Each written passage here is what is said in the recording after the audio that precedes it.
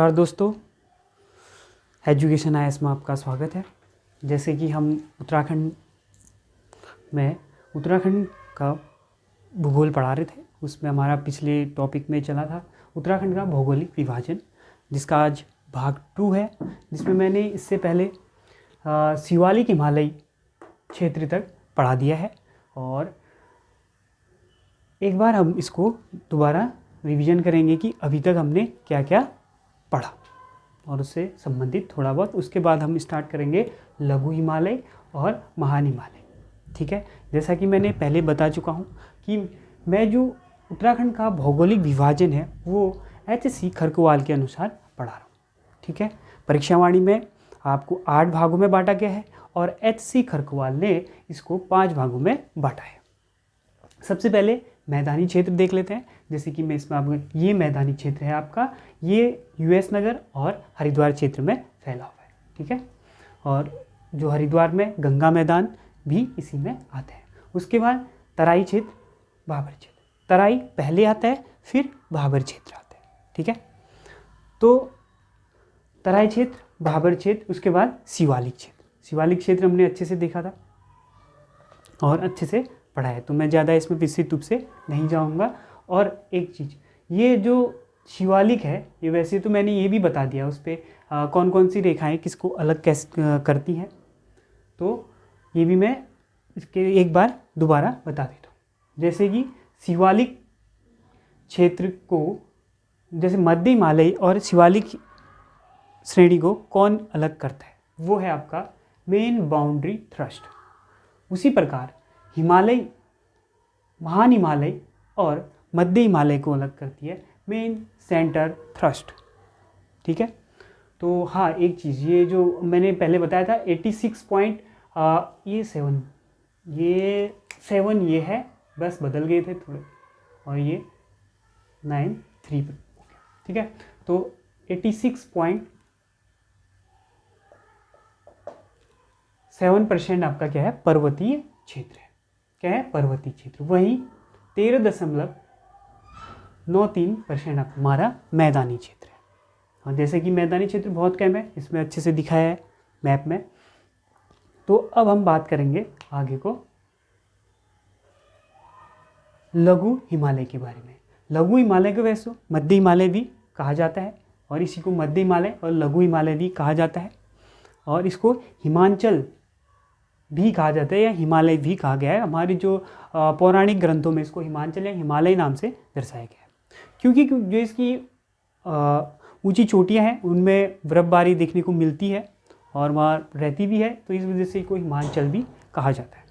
उसके बाद औसतन ऊंचाई, जैसे कि शिवालिक की औसतन ऊंचाई कितनी थी, 700 से 1200 मीटर तक वहाँ की पहाड़ियों की ऊंचाई थी। इसी प्रकार इसका लघु हिमालय में औसतन ऊंचाई पहाड़ियों की 1200 से 4500 मीटर तक है।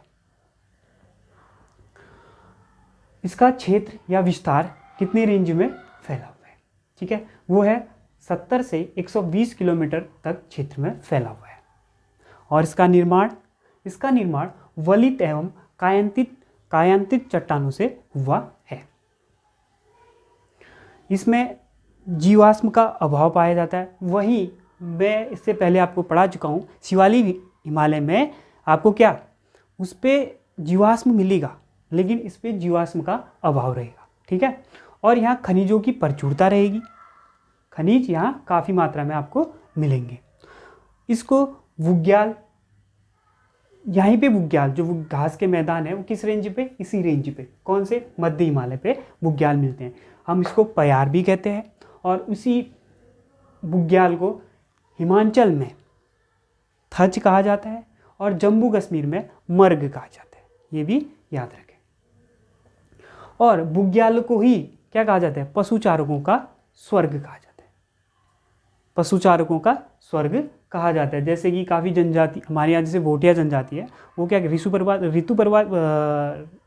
ऋतु प्रवास करती है ना, कि जब हिमालय में बर्फबारी होती है तो नीचे, जब फिर ग्रीष्म ऋतु में और शीत ऋतु में तो नीचे की ओर आ जाती है, ग्रीष्म ऋतु में ऊपर की ओर चली जाती है। कहाँ, बुग्यालों की ओर, जहाँ घास के मैदान है उस ओर। तो इसको क्या जाता है, पशु चारकों का स्वर्ग कहा जाता है। उसके बाद इस क्षेत्र में, लघु हिमालय क्षेत्र में, एक पर्वत श्रृंखला है जिसको हम दूधातोली कहते हैं। इसको उत्तराखंड का पामीर भी कहा जाता है, इसको उत्तराखंड का पामीर भी कहा जाता है। और यहाँ से 5 नदियों का उद्गम होता है, जिसमें पहली है इस पे पश्चिमी रामगंगा, वूनो नदी, आटागाड़, पश्चिमी नयार, पूर्वी नयार। एक बार दोबारा रिपीट कर रहा हूँ, इससे 5 नदियाँ निकलती है दूधातोली से। कौन कौन सी? एक तो वूनो नदी, आटागाड़, पूर्वी नयार, पश्चिमी नयार और पश्चिमी रामगंगा। और ये जो क्षेत्र है, जो मध्य हिमालय का जो हमारा क्षेत्र है, ये हमारा 9 जिलों में है। कितने? 9 जिलों में। 9 जिलों में कौन कौन से ज़िले आते हैं? चंपावत का उत्तरी हो गया, और नैनीताल का उत्तरी भाग, और अल्मोड़ा का, उसके बाद चमोली, पौड़ी, रुद्रप्रयाग और टिहरी, देहरादून, उत्तरकाशी। कौन कौन से? दोबारा रिपीट कर रहा हूँ, इसमें 9 जो हमारे मध्य हिमालय में है उसमें 9 जिलों के अंदर ये क्षेत्र आता है। कौन कौन सा हो गया आपका?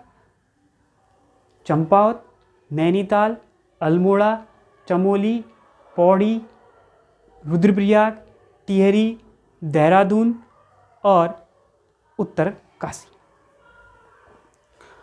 और इसी रेंज पे हमारी सर्वाधिक जनसंख्या भी राज्य की इसी क्षेत्र में निवास करती है, और इसी क्षेत्र में सर्वाधिक पर्यटन भी आते हैं। देखो पर्यटन आते हैं, मैंने कहा देहरादून का कौन सा रेंज? मसूरी। नैनीताल पर्यटन के लिए है, इसी में आता है ऊपर जो नैनीताल का आपका नैनीताल का रेंज भी आता है। अल्मोड़ा, रानीखेत वाला रेंज काफ़ी इसमें आता है। तो सबसे ज़्यादा हमारे पर्यटन भी किस क्षेत्र में आते हैं? मध्य हिमालय में। ठीक है। और ये इसमें सबसे अच्छी स्वस्थ जलवायु पाई जाती है। लोग गर्मियों की छुट्टियों में काफ़ी हमारे यहाँ पर्यटन आते हैं, तो इसी रेंज पे। और H.C. खरकुवाल ने इसको संरचनात्मक खिड़कियाँ या सैंडविच पहाड़ियाँ कहा है। सैंडविच तो देख ही रहे होंगे, सैंडविच जैसा लगती भी है पहाड़ियाँ यहाँ। और इसको क्या कहते हैं?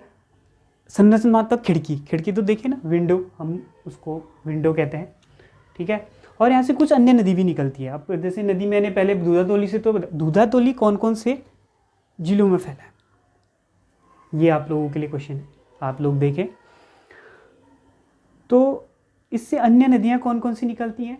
इससे नयार नदी मैं बता चुका हूँ, एक सरयू नदी का उद्गम भी इसी क्षेत्र से होता है, और लदिया नदी का भी इसी से होता है।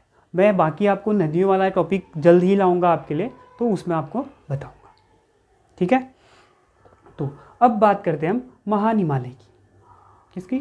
महान हिमालय या उच्च हिमालय या वृहत हिमालय। इसके अन्य नाम कौन कौन से हो गए? महान हिमालय, उच्च हिमालय, वृहत हिमालय, और इसको हिमाद्री भी कहा जाता है। और हिमाद्री हमारे प्राचीन ग्रंथों में कहा गया है। इसको हिमाद्री किसमें? प्राचीन ग्रंथों में। इसकी सर्वोच्च ऊंचाई 4500 से 7817 मीटर तक है। ये किसकी लंबाई है? नंदा देवी की है। कितनी है? 7817। इजी है याद करना इसको। ठीक है। अभी मैं इससे संबंधित कुछ चोटियाँ जो हमारी, एक और सबसे ऊंचा हिमालय अगर कहाँ पाया जाता है तो वो कहाँ है, किस क्षेत्र पे है? वो है हमारा महान हिमालय में। सबसे ऊंचा हिमालय की सर्वोच्च चोटी उत्तराखंड में, और इस रेंज पे तो सबसे ज़्यादा महान हिमालय में। ट्रांस हिमालय में ऊंची चोटियाँ नहीं है। कहाँ है? महान हिमालय। अभी मैं ट्रांस भी बताऊंगा, जो टिबियान क्षेत्र है तो वो भी इसके अंदर बताऊंगा। लेकिन ये याद रखें कि जो सर्वोच्च ऊंचाई वाली जो श्रेणी है हिमालय की, वो कौन से क्षेत्र में है? महान हिमालय में। ठीक है। और इसमें ग्लेशियर पाए जाते हैं। ग्लेशियर, हिमनद, हिमानिया, बमक, बर्फ की नदी। क्यों कहा जाता है बर्फ की नदी? हाल ही में आपने सुना होगा एक ग्लेशियर पिघलने से कौन सा कौन सा हुआ था? विष्णुप्रयाग में। अब विष्णुप्रयाग से होते हुए कौन सी नदी? ऋषिगंगा में बाढ़ आई थी। किसमें? ऋषिगंगा में, चमोली में। तो एक ग्लेशियर पिघलने से। तो वो क्या है? वो जो ग्लेशियर है किस क्षेत्र में पाए जाते हैं? हमारे महान हिमालय में। ठीक है, हिमनद भी कहा जाता है, हिमानिया कहा जाता है, बर्फ की नदियाँ, बमक। बर्फ की नदियाँ का क्यों कहा जाता है? क्योंकि वो प्रवाह करती हैं। जो हमारी बर्फ है एक स्तर से बहती है, प्रवाह करती है, इसलिए उसको बर्फ की नदी भी। नदियों का उद्गम, सर्वाधिक नदियों का जन्म भी इसी रेंज से हुआ है। जैसे आप देख ले, गंगा नदी का या फिर यमुना नदी का, काफ़ी नदी, सब काली, सब नदियाँ इसी रेंज से हमारी निकलती हैं। मतलब नदियों का जन्म भी इसी क्षेत्र से होता है। और इसमें दक्षिणी भाग, जो हमारी जो महान हिमालय की दक्षिणी भाग है, इसमें क्या, इसमें जो महान हिमालय के दक्षिणी भाग में भी क्या बुग्याल पाए जाएंगे। और यहाँ क्या पाया जाता है? ग्लेशियर, दर्रे इसी क्षेत्र में पाए जाते हैं। घास के मैदान सब इस क्षेत्र में पाए जाते हैं। लेकिन महान हिमालय में एक जनजाति रहती है जिसको हम कहते हैं भोटिया जनजाति। वो ऋतु प्रवास भी इसी रेंज में करती है महान हिमालय में। उसकी कुछ उप जनजाति है, जैसे कौन कौन सी? मारछा, तोलछा, जाड़, ये भी जनजातियाँ इस क्षेत्र में रहती हैं। ठीक है, और इसमें ऋतु प्रवास करती है। तो ये याद रखें कि कौन सी महान हिमालय रेंज में कौन सी जनजाति रहती है, तो वो कौन सी रहती है? भोटिया। उसकी उपजातियाँ भी इसमें सम्मिलित हैं। ठीक हो गया। और इसके जो दक्षिणी ढाल पे, अब जैसे जो ये दक्षिणी ढाल है, इस क्षेत्र में तो तीव्र ढाल रहेगी, मैंने पहले भी बता चुका हूँ। तीव्र, जो उत्तरी ढाल रहेगी उस क्षेत्र को ऐसे रहेगा, ये तीव्र ढाल हो गई और ये उत्तरी ढाल को ही हम क्या कहते हैं? ट्रांस हिमालय। मतलब हिमालय के उस पार, उसको क्या कहेंगे? ट्रांस हिमालय या टिबियान क्षेत्र। क्या कहेंगे? टिबियान क्षेत्र। इसको टिबियान क्षेत्र कहेंगे, जिसको हम क्या कहते हैं? टिबियान क्षेत्र को ही हम क्या कहते हैं? ट्रांस हिमालय। और ये किस में है? जास्कर श्रेणियाँ या जैस्कर श्रेणियाँ, जो श्रेणियाँ हैं वो इसी रेंज पे मिलेंगी। कुछ बहुत लगती हैं, वैसे तो उत्तराखंड के पारी तिब्बत वाले रेंज पे ये लगती है। इसमें वृद्धि छाया प्रदेश, मतलब अब एक चीज़ और समझिए, वर्षा किस क्षेत्र में होगी? इस वाले में, जिसमें तीव्र ढाल होगी उस क्षेत्र में ही तो वर्षा होगी। तो इस क्षेत्र में क्या होगा?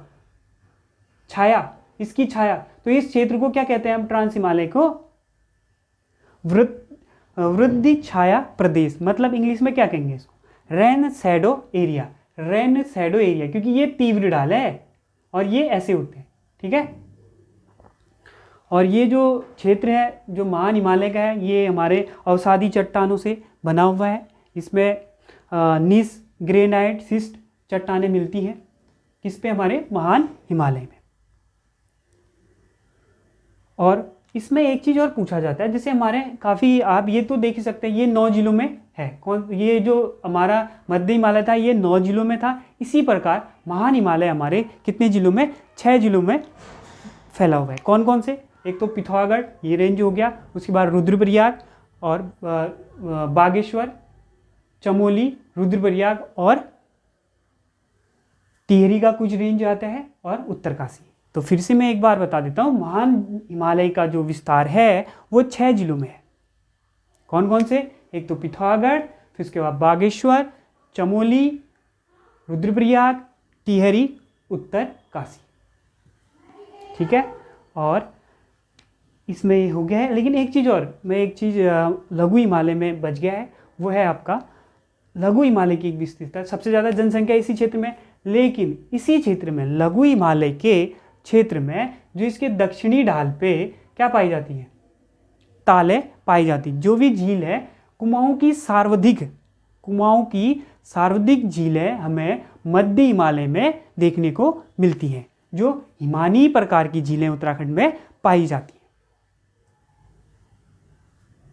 तो आज के लिए धन्यवाद, मिलते हैं नेक्स्ट वीडियो।